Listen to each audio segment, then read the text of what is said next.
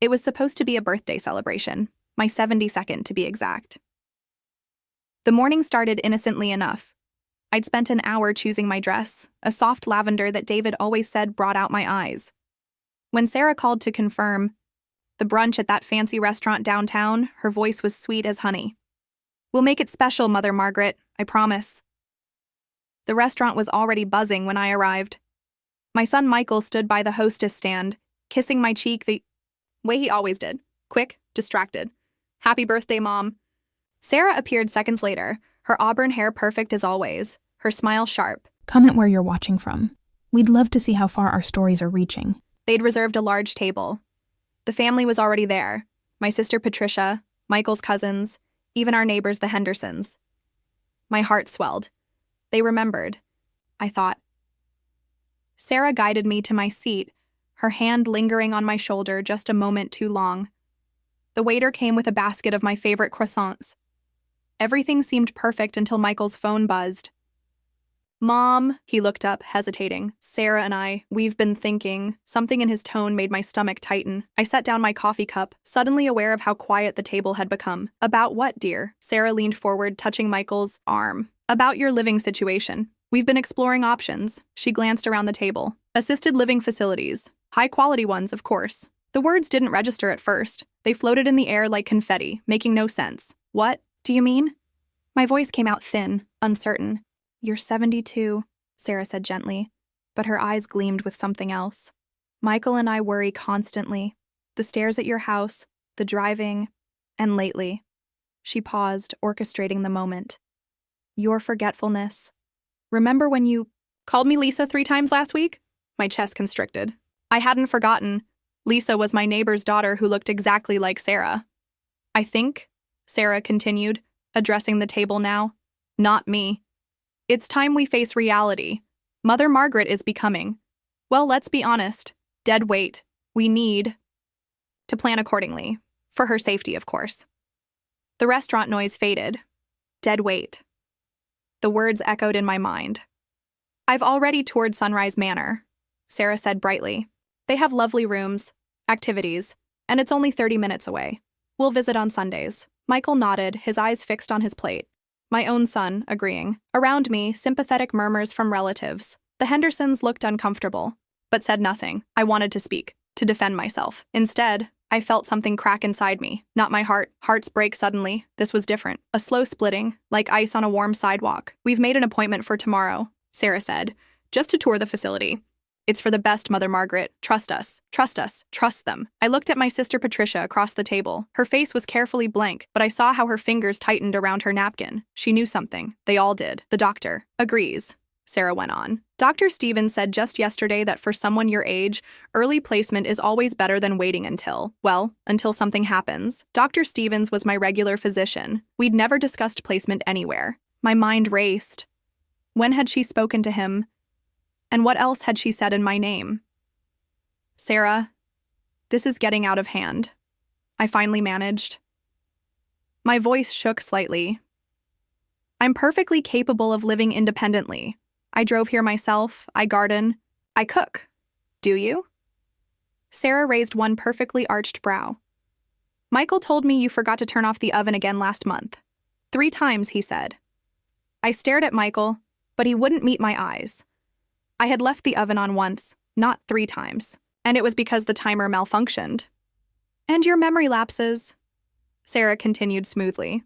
"Just yesterday you asked me the same question 5 times about what time Michael gets off work." My throat burned. I remembered that conversation.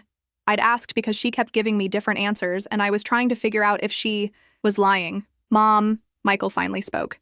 His voice was soft, almost apologetic. "We just want what's best for you. I've even scheduled Dr. Patterson for next week," Sarah said triumphantly. "A wonderful geriatric psychiatrist. He'll assess your cognitive function. It's routine for women your age who live alone." The table had fallen completely silent now. Even the waiter hesitated before refilling coffee cups. Dead weight. Forgetful. Memory problems. Cognitive decline.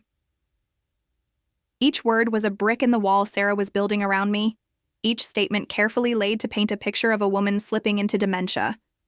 And my own son sat silent, letting it happen. I looked down at my hands, trembling slightly on the white tablecloth. When had I become so powerless?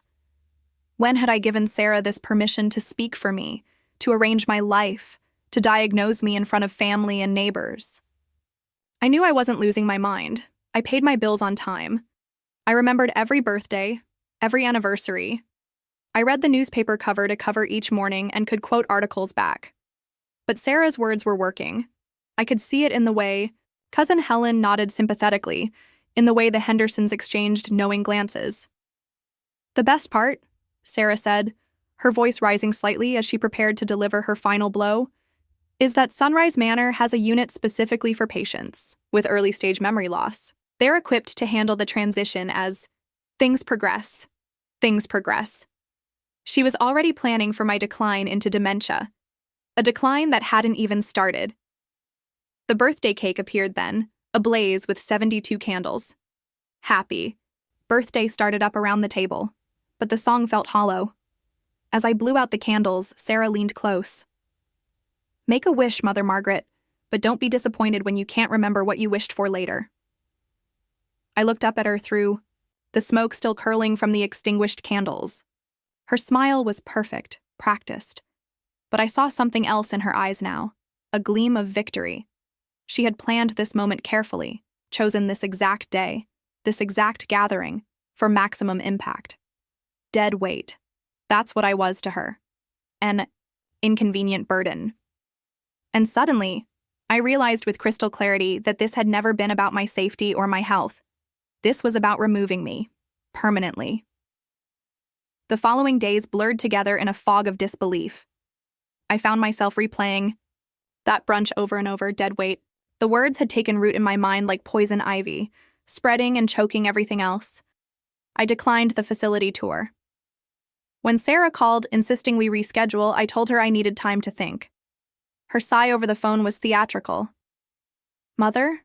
Margaret, denial is common in your condition, my condition." That's when the peculiar incidents started, or rather, that's when I finally noticed them. On Wednesday, Margaret Peterson, my tennis partner for 15 years, called to cancel our usual game. "I just think," she hesitated, "maybe you should rest more, Margaret. At our age." At our age? She was 68. Thursday brought a call from my hairdresser, Beverly. "Sarah made your appointment for tomorrow instead of Saturday. She thought the earlier time might be better for you." To avoid confusion, I'd made that appointment myself, in my calendar. In Inknut Friday morning, I found my neighbor Jim trimming my hedges. "No need to thank me, Margaret. Sarah asked me to help out.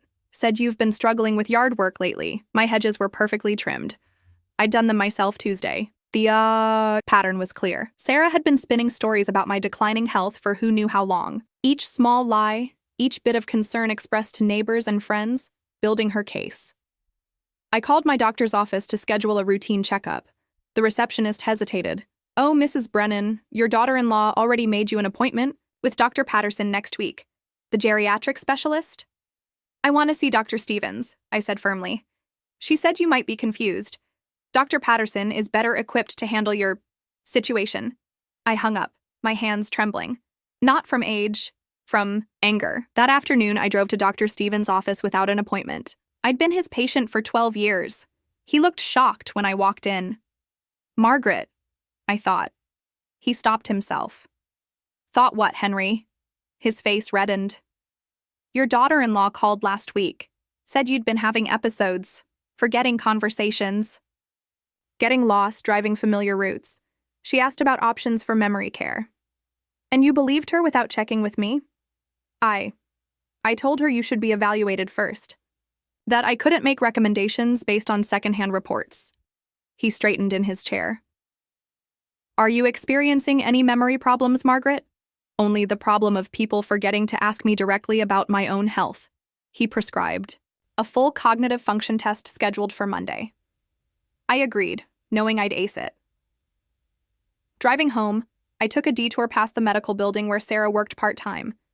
I sat in my car, watching. At exactly 2:30, she emerged with 2 other women from her yoga group. They stood talking for several minutes. Sarah gestured animatedly, worry lines creasing her forehead. The other women nodded sympathetically, touching her arm. One reached up to pat Sarah's cheek, poor Sarah dealing with her difficult mother-in-law. That's how it looked to anyone watching. Saint Sarah, bearing the burden of Michael's forgetful, declining mother. I followed them at a distance to the coffee shop, where they settled at an outdoor table.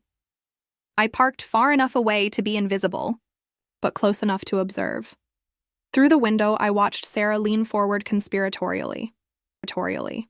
She covered her mouth as she spoke, a gesture she used when sharing secrets.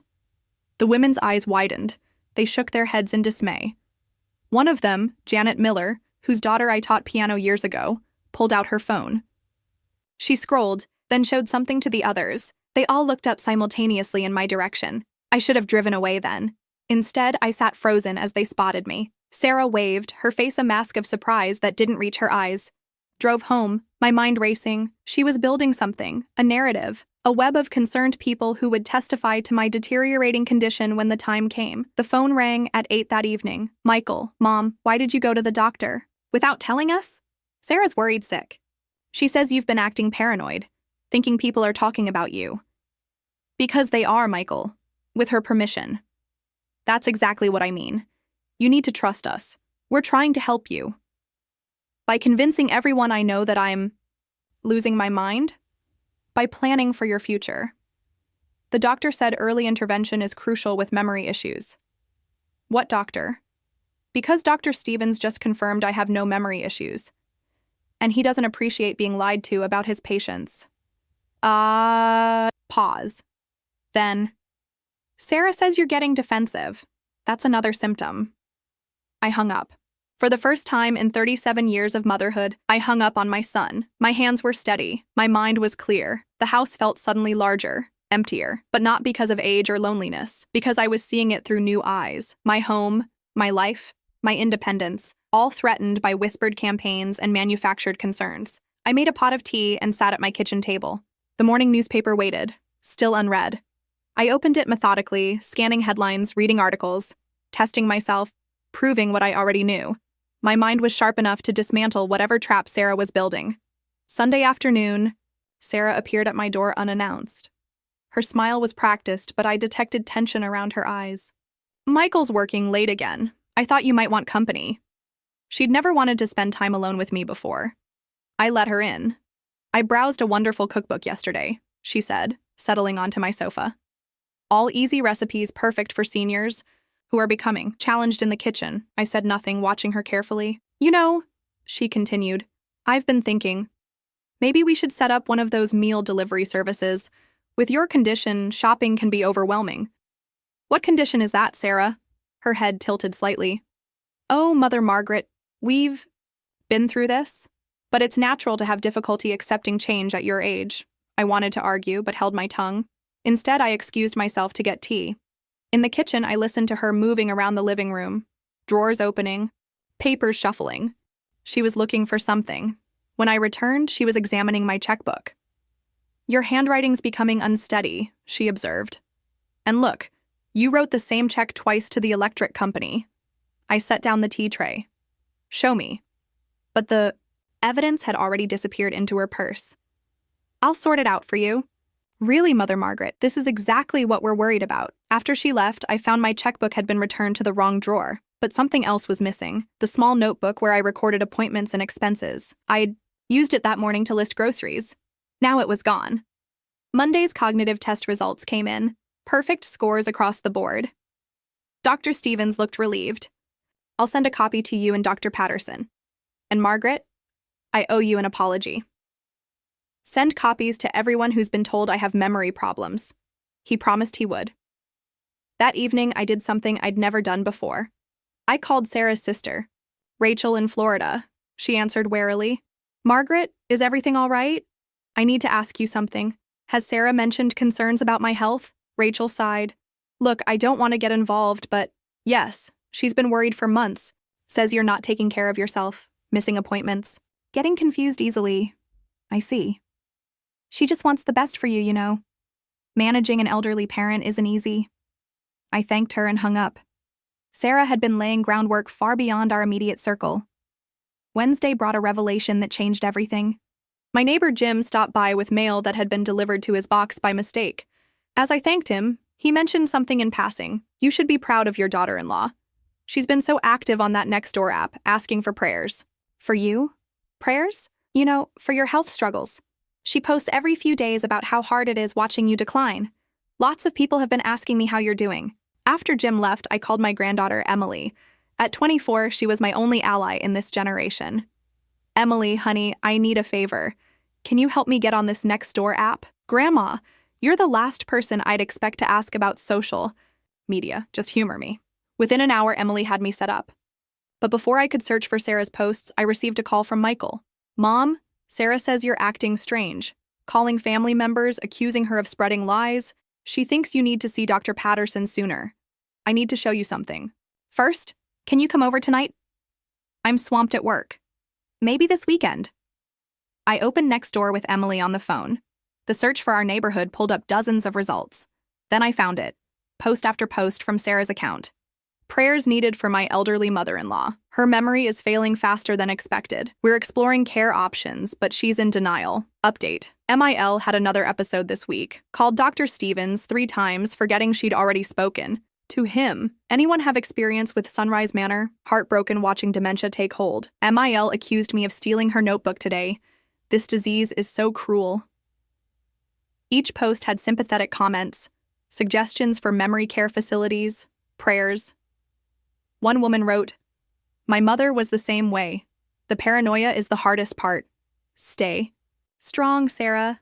I read every post to Emily. When I finished, she was quiet. Grandma, how long has this been going on? Months, apparently. Have you had any problems with your memory? Only remembering too much, sweetheart. That night, I slept fitfully. Every time I closed my eyes, I saw those posts. Dead weight, memory issues, denial. The words had become a net, cast wide to catch me in its web of manufactured weakness. Thursday. Morning, I received a text from Sarah. Thinking of you, Mother Margaret. Don't forget your hair appointment tomorrow at 10 a.m. I hadn't made a hair appointment for Friday, but I was beginning to understand her game. She was creating events where I would supposedly forget or become confused, building her case piece by piece. I saved the text, took a screenshot, proof that she was setting traps. Then I called Margaret Peterson. Tennis this Saturday? Regular? Time? Oh, Margaret, I didn't know if... Well, Sarah said. What did Sarah say exactly? That you'd been having trouble with coordination. That exercise might be too strenuous. I see. Well, I'll be there Saturday morning. Court 3, usual time. I was setting my own traps now, and Sarah was about to walk into them. Friday morning, I sat in the waiting room of Walsh & Associates, a law firm specializing in elder law. I'd found them through my bridge club friend Carol, who'd successfully fought off her stepchildren's attempt to declare her incompetent. Attorney Patricia Walsh was nothing like I expected. Mid-50s, sharp-eyed, with graying hair, she didn't try to hide. She didn't treat me with the careful condescension I'd grown accustomed to lately. "Tell me everything," she said, pen poised. For 45 minutes, I laid out Sarah's campaign. The doctor's appointments made without my knowledge, the missing notebook, the Nextdoor posts, the dead weight comment at my birthday brunch. Patricia White took notes efficiently. "Do you have documentation?" I handed over printed screenshots of Sarah's posts, copies of my cognitive test results, the text about the hair appointment I never made. "And your neighbor can verify the hedges were already trimmed when Sarah asked him to help?" "Yes, and my hairdresser Beverly can confirm Sarah changed my appointment without authorization." Patricia set down her pen. "Margaret, you're describing textbook elder manipulation.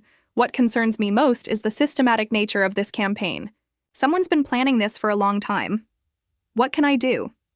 "Several things. First, we document everything going forward.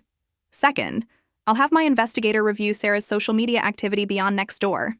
Third, we prepare protective measures." "Protective measures? Your son has power of attorney, correct?" "Yes. He insisted 2 years ago. Just in case. With your cognitive test results, we can challenge that if necessary. More importantly, we can establish a pattern of abuse. Abuse, psychological, abuse of a vulnerable adult, defamation, possibly fraud if she's misrepresented your condition to any service providers. This behavior crosses several legal lines."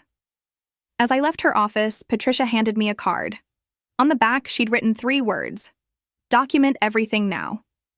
That afternoon, I returned home to find Sarah's car in my driveway. Through the window, I saw her going through my medicine cabinet.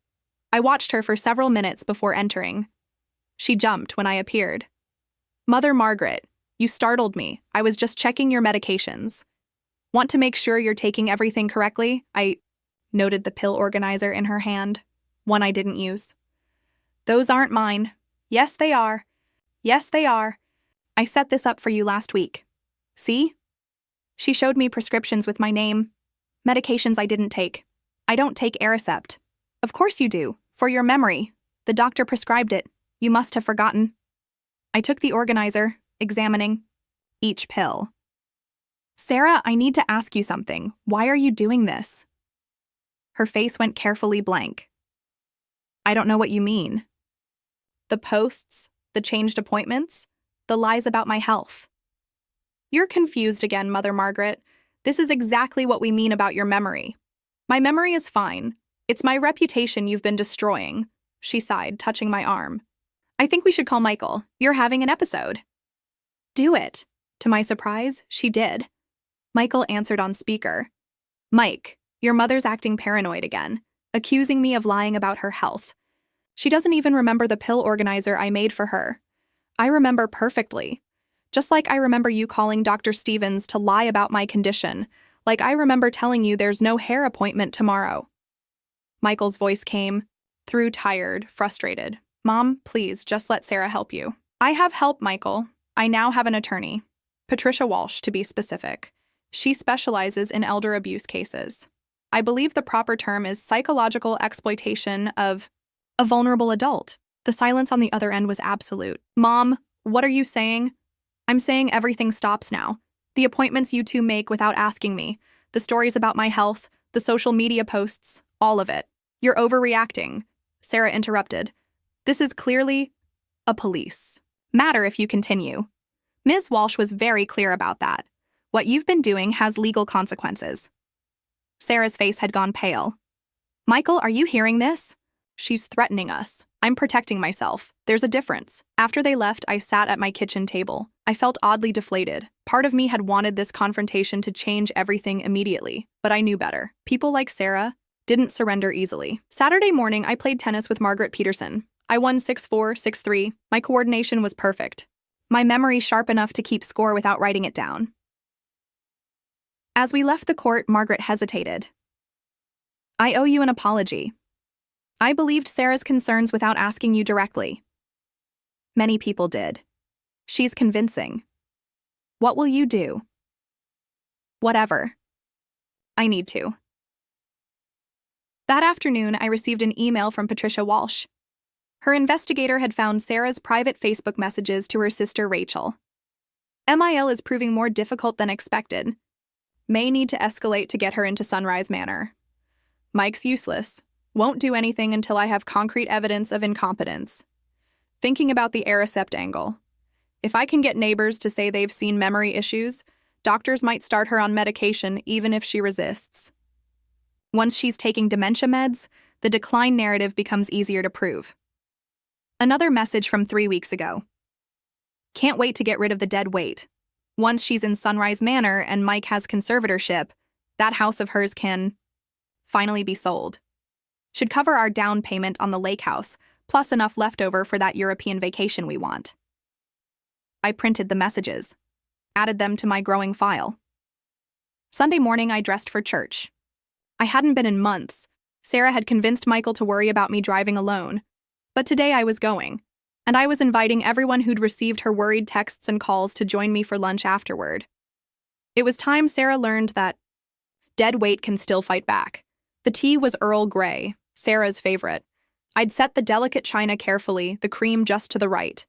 When she arrived at 3, her smile was practiced perfection. Mother Margaret, I'm so glad you called. I've been worried. Michael said you've been difficult lately. Please, sit. She perched on the edge of my wingback chair, knees together, ankles crossed. Picture perfect. I wanted to apologize. I began. Relief flickered across her face. Oh, I'm so glad to hear that. Yes, I realize now how much you care. All those appointments you've been scheduling, the medicine you organized, the facility research. She nodded eagerly. I just want what's best for you. I know. I poured tea carefully, my hands steady. But I wondered, When did you first notice my memory problems? Oh, months ago. Remember when you forgot Michael's birthday dinner? The one in April? Where I didn't forget, but you told everyone I called the wrong restaurant and showed up on the wrong day? Her cup paused halfway to her lips. Or the time. You told the neighbors I'd left my stove on all night? When my stove is electric and has an automatic shutoff? Mother Margaret, you're getting confused again. No, I'm getting clear. I set down my cup. I found the notebook you took. The one you said I'd lost. It was in your car. Margaret Peterson saw you put it there. I was just keeping it safe. Like, you kept my privacy safe when you posted on Nextdoor about my supposed dementia? Or when you messaged your sister about selling my house once you got me into Sunrise Manor? The color drained from her face. I've seen the messages, Sarah. All of them. She stood abruptly. I don't have to listen to this. You're not well. I'm calling Michael. By all means, he should be here shortly. I invited him, along with Patricia. Walsh, my attorney. The doorbell rang as if on cue. Sarah's hand froze on her purse. Michael entered first, looking tired. Patricia followed, professional in a dark suit. Mom, what's this about? Sarah said you invited her for tea. Then started, accusing her of fraud, Patricia supplied crisply. Defamation, potential elder abuse, several serious allegations that warrant discussion. Michael paled. What? I gestured to the sitting room. Please, everyone sit. Sarah, you'll want to stay. As they settled, Patricia opened her briefcase. I have documentation here. Screenshots of social media posts, fake medication, intercepted mail, forged medical appointments. Shall we start with the Nextdoor account where you've been claiming your mother-in-law has dementia? Sarah opened her mouth, closed it. Or perhaps the messages to your sister about selling this house for a lake home down payment? Once you had your mother-in-law declared incompetent, Michael turned to Sarah. Is this true? She's twisting everything. Your mother is sick, Michael. Paranoid. Can't you see? I see perfectly, I said quietly. That's the problem. I see everything now, Patricia continued. We have witness statements from Dr. Stevens confirming multiple unauthorized calls about Mrs. Brennan's condition, from neighbors about manufactured incidents, from— Stop! Michael held up a hand. His jaw worked silently. Sarah, tell me the truth. The truth is, your mother needs help. I've been trying to protect you from having to deal with her decline. By faking it? His voice was barely controlled. I wasn't faking anything. Early intervention prevents what? Selling her house? Taking control of her assets? Was any of this about her health? Sarah stood. I won't be interrogated like a criminal. You have no proof of anything illegal. Patricia smiled thinly. Actually, we do. Forging medical appointments constitutes healthcare fraud. Misrepresenting her condition for financial gain, medical fraud. Creating a false narrative about cognitive decline, defamation. Documented psychological manipulation of a person over 65, elder abuse under state law. The room fell, silent except for the grandfather clock ticking. Sarah, Michael said slowly, you need to leave. What? Go. Now. We'll talk later. But not here. After Sarah left, slamming the door, Michael sank into a chair. He covered his face with his hands. I'm sorry, Mom. I should have listened. Should have checked. You were protecting her. That's what people in love do. No excuse. Patricia gathered her papers. Mrs. Brennan will need to decide whether to press charges. We have enough evidence to file complaints with the medical board, law enforcement, and initiate a defamation lawsuit. I considered this. What would you do? I'd want justice. But I wasn't sure I wanted justice. I wanted peace. After Patricia left, Michael looked at me. What happens now? Now we set boundaries, clear ones. And if your wife has created any legal or financial complications using my medical information, we address those. The power of attorney? We'll revise it. You keep it, but with strict limitations and oversight. He nodded. And the facility? I'm staying in my home. If you're worried about my health, visit. Actually, visit. Don't let strangers make decisions based on lies. 3 weeks later, Sarah sent an apology email. It was careful, measured, avoiding admission of wrongdoing while expressing regret for misunderstandings. I didn't respond. Instead, I took my cognitive test results to Dr. Stevens and requested copies be sent to everyone who'd received information about my declining health. I played tennis. I maintained my garden. I lived my life. Sarah's social, Media went quiet about me. The neighbors stopped their concerned inquiries. Life returned to something approaching normal. But I was different now. Sharper. More aware. I'd learned that vulnerability isn't about age or forgetting. It's about trust. And trust, once broken, leaves scars that never fully fade. Sometimes late at night, I wondered if Sarah had genuinely believed she was helping, if her concern had evolved into control without her realizing.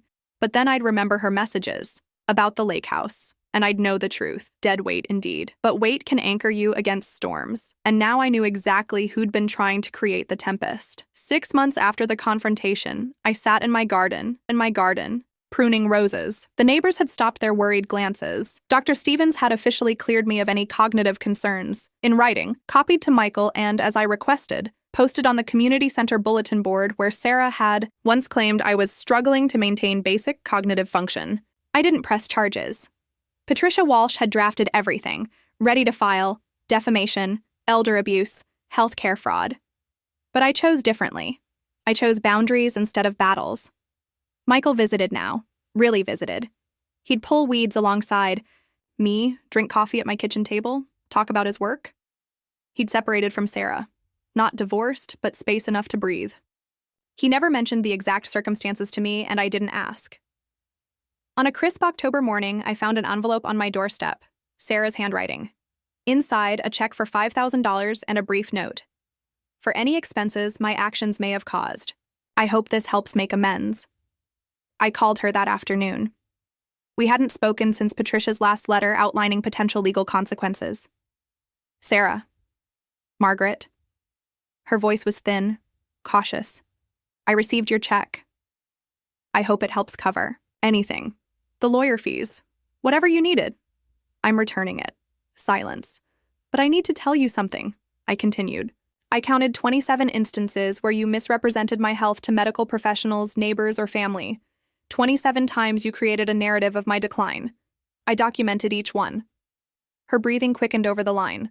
I could have destroyed you with those documents. Patricia was ready. The medical board investigation alone would have. I'm sorry. I know I hurt you. Yes, you did. But money doesn't fix that. What would fix it is knowing you understand why it was wrong. A long pause. I was scared. Of what? Of being ordinary. Of Michael's attention being divided. Of not being the most important thing in his life anymore. Stupid, I know. I pruned a stubborn rose stem while listening. When you're young, influential, when you matter most to someone, you think it'll last forever, she continued. I saw how he always ran to you for advice, how he'd mention his father's wisdom.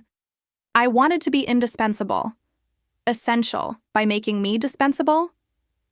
I didn't think of it that way at the time.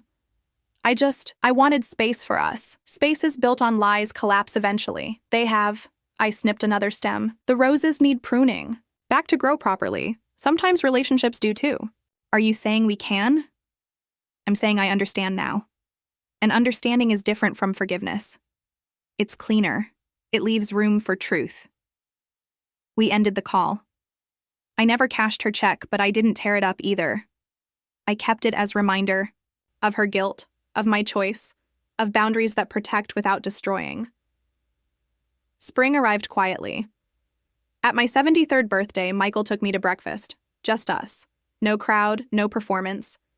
Over eggs. Benedict, he said, I've been thinking about Dad a lot lately. About how he'd handle all this. The Sarah situation. I stirred my coffee. He'd probably say love makes people do foolish things. Foolish, not malicious. The line gets blurry sometimes, but intentions matter less than impact. Michael nodded slowly. I think I'm learning that. Later that month, I overheard neighborhood gossip. Sarah had moved back to Denver, her hometown. She'd taken a teaching position at a community college, a fresh start. I felt neither vindication nor sadness, just relief that the chapter had closed without destroying the whole story. Patricia called occasionally to check in. You sure you don't want to pursue anything? We still have time. I'm sure. Some battles are won by walking away intact. The Nextdoor app showed quiet activity in our neighborhood. The usual requests for home services, lost pet alerts, recipe sharing. Sarah's account remained inactive. The posts about my condition had been deleted entirely. I kept playing tennis. Margaret Peterson and I won the club's doubles tournament for our age group. In my speech, I thanked everyone for their support during what turned out to be a misunderstanding about my health. The diplomatic phrasing carried layers. Those who knew understood. Those who didn't need to. Winter returned. I hosted Christmas at my house, a small gathering. Michael came with a new girlfriend, a woman named Claire who played bridge and knew how to laugh at herself. Sarah wasn't mentioned. She existed in our family's memory now as a cautionary tale, unspoken but understood. One February evening, I found myself at my desk, writing. Not in my stolen notebook. That remained. In Patricia's files as evidence never used. But in a new journal. I learned that independence at any age means guarding not just your body, but your narrative. I learned that concerned whispers can become prison walls if you're not careful. I learned that sometimes the bravest thing isn't fighting back, but fighting back just enough to maintain your dignity. In the end, I didn't defeat anyone. I simply refused to be defeated. I remained. I endured. I reclaimed not through grand gestures or public vindication, but through steady persistence. Dead weight, Sarah had called me, but weights can anchor ships in storms, and storms pass. The sea returns to calm, and the weight, it remains solid and certain as ever. I closed the journal. Tomorrow would bring another day in my house, my life, my story. A story where the narrator remained firmly in charge. Outside, snow fell gently. I made tea. Earl Grey, but this time for myself. No performance, no audience, no ulterior motives. Just tea, properly steeped, enjoyed in peace. I had survived not just the attempt to diminish me, but the anger that could have consumed me. In the end, that was the quietest and most complete victory of all.